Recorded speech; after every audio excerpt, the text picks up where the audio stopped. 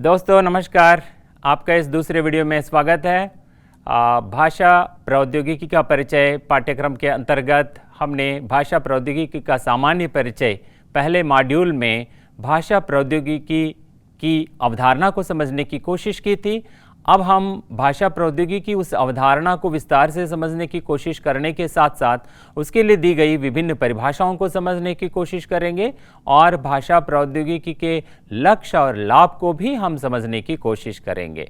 आइए हम चलते हैं। दोस्तों, कंप्यूटर सहित कई डिजिटल साधन जो आज हम प्रयोग कर रहे हैं दैनिक जीवन में, तो उनमें हमारी कई सारी गतिविधियां होती है और वो हमारे जीवन के अभिन्न अंग बन चुके हैं। तो उनके प्रयोग में हम अपनी भाषा का प्रयोग करते हैं और हम अपेक्षा करते हैं कि कंप्यूटर में हम अपनी भाषा हम जैसे बोलते हैं वैसे ही कंप्यूटर भी हमारी अपनी भाषा का प्रयोग कर सकें। तो इस प्रकार भाषिक अभिव्यक्तियां जो विभिन्न रूपों में विश्लेषित करने की जो प्रणालियां कंप्यूटर में विकसित की गई है, मतलब विभिन्न डिजिटल साधनों के लिए, तो इसमें मानव भाषा का व्यवहार में इनको सक्षम बनाने की आवश्यकता है। तो कंप्यूटर में मानव भाषा प्रयोग की आवश्यकता की पूर्ति की दिशा में तमाम विभिन्न प्रणालियां जो भी विकसित हुई है, तो इन्हीं को हमने भाषा प्रौद्योगिकी की संज्ञा दी है। तो ये हमने समझने की कोशिश की थी और ये स्पष्ट है कि कंप्यूटर द्वारा मानव भाषा के प्रयोग के लिए विकसित की गई प्रौद्योगिकी ही भाषा प्रौद्योगिकी है। तो मनुष्य की अभिव्यक्ति के कई आयाम हैं। संक्षेप में हम बोलते हैं और भाषिक अभिव्यक्ति के दौरान जो भाव भंगिमाएँ हमारी होती हैं, तो उनमें भाषा को सक्षम बनाने के तत्व शामिल होते रहते हैं। अतः हम मनुष्य की भाषा को केवल बोलकर अर्थात वाक ध्वनियों की अभिव्यक्ति के रूप में ही मानना संकुचित है, क्योंकि हमारे हाव भाव भी उसमें शामिल हैं। तो इस प्रकार हाव भावों की जो प्रयोग को भी कंप्यूटर आज AI की वजह से, मतलब आर्टिफिशियल इंटेलिजेंस जिसको हम कृत्रिम बुद्धिमत्ता कहते हैं, उसकी वजह से हाव भाव की पहचान भी कंप्यूटर कर पा रहा है। इतनी क्षमता कंप्यूटर में विकसित हो चुकी है। मानव भाषा की विभिन्न पहलुओं को लेकर हमने बात की है अभी तक, जैसे मौखिक भाषा है, लिखित भाषा है और हमारी भाव भंगिमाएँ हैं। तो इन तमाम पहलुओं को भाषा प्रौद्योगिकी अपने में शामिल करके आगे बढ़ रही है। तो इस प्रकार भाषा प्रौद्योगिकी में शामिल मूल प्रौद्योगिकियाँ जो हैं उनको समझने की कोशिश करेंगे। तो पहले एक तो वाक प्रौद्योगिकी, मतलब हम जो बोलते हैं उससे संबंधित प्रौद्योगिकियाँ जो भाषा प्रौद्योगिकी में विकसित हुई हैं, उनको हम वाक प्रौद्योगिकियों के रूप में मानते हैं। और दूसरा जो है पाठ प्रौद्योगिकी, टेक्स्ट टेक्नोलॉजीज, जिसमें लिखित भाषा से संबंधित कार्य किया जाता है। दूसरा, जैसे भाव भंगिमाओं की बात मैंने कही है, वो अलग से काम हो रहा है उस पे, जिस पे आर्टिफिशियल इंटेलिजेंस के माध्यम से ये सब काम हो रहा है। और दूसरा ज्ञान प्रौद्योगिकी है और बहुमाध्यम तथा बहुविध प्रौद्योगिकियाँ, ये तमाम प्रौद्योगिकियाँ भाषा प्रौद्योगिकी के अंग के रूप में विकसित हो चुकी हैं। और हम अब कोशिश करेंगे कि भाषा प्रौद्योगिकी की जो परिभाषाएं दी जाती है उनको समझने की कोशिश करेंगे। तो जैसे विकिपीडिया में एक परिभाषा हमें मिल जाती है कि language technology often called human language technology consist of natural language processing and computational linguistics on one hand and speech technology on the other. So it includes many application oriented aspects of these technologies।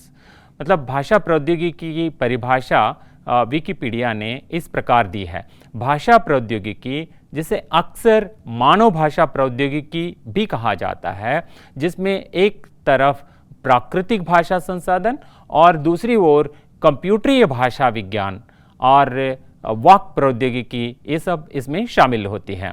तो इसमें इनसे संबंधित कई अनुप्रयोगात्मक पहलू भी शामिल हैं। और एक दूसरी परिभाषा हमें द फ्री डिक्शनरी.com में मिल जाती है।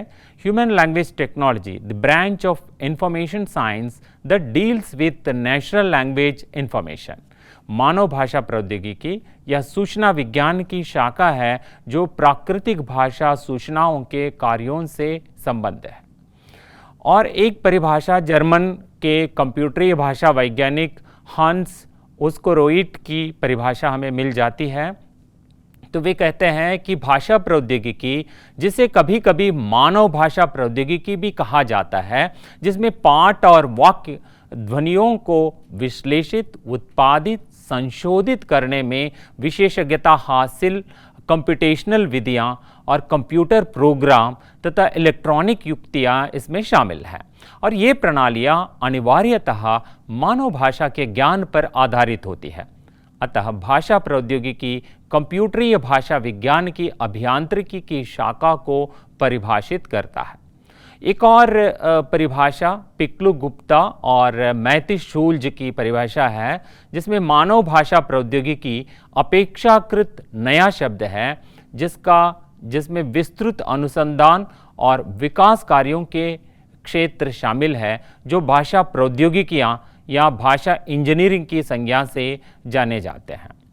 तो दोस्तों, इन तमाम परिभाषाओं से हमें स्पष्ट हो जाती है कि भाषा प्रौद्योगिकी में भाषा एवं सूचना प्रौद्योगिकी से संबंधित जो अंतर विषयी विज्ञान शामिल है।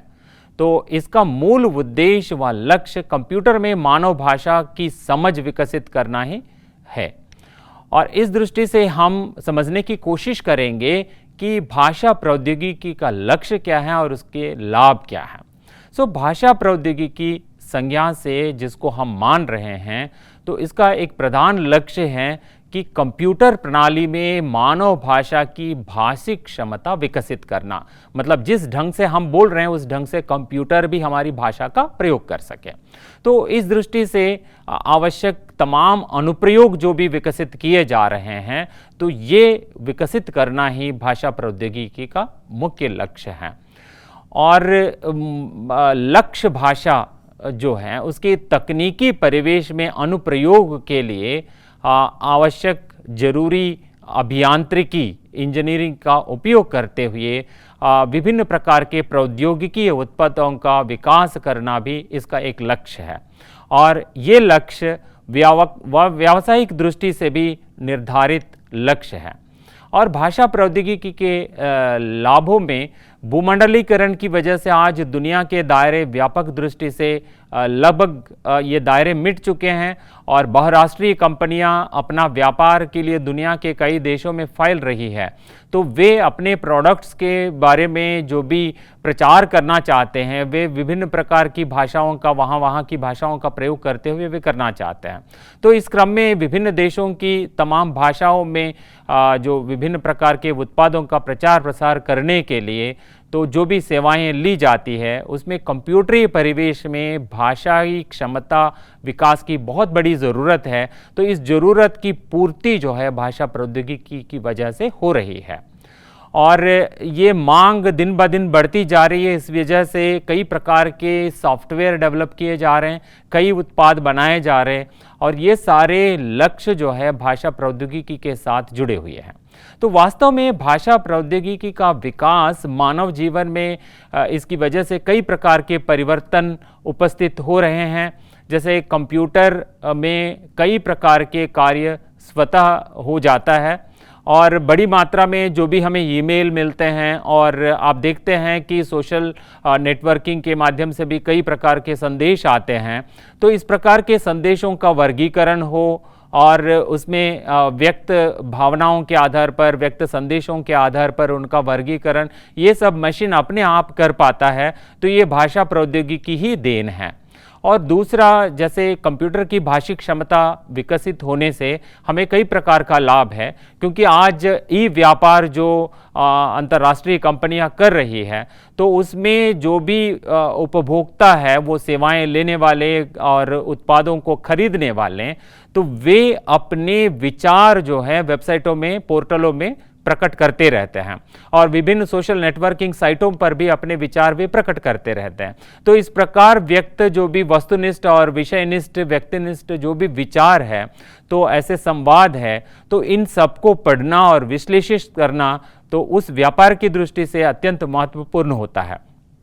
तो ये कार्य ज़रूर मशीन कर सकता है। आज भाषा प्रौद्योगिकी की वजह से ही ये सब संभव हो रहा है। तो हमने अभी भाषा प्रौद्योगिकी की अवधारणा को समझने की कोशिश की है और अगले वीडियो में हम भाषा प्रौद्योगिकी के विकास के स्वरूप को समझने की कोशिश करेंगे।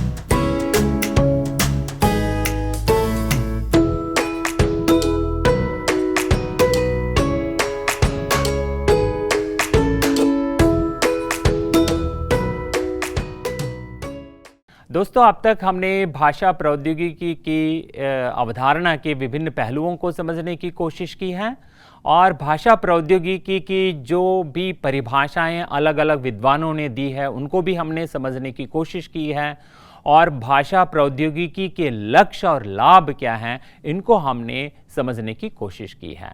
हम अगले वीडियो में मिलते हैं जिसमें भाषा प्रौद्योगिकी के स्वरूप को समझने की कोशिश करेंगे। धन्यवाद।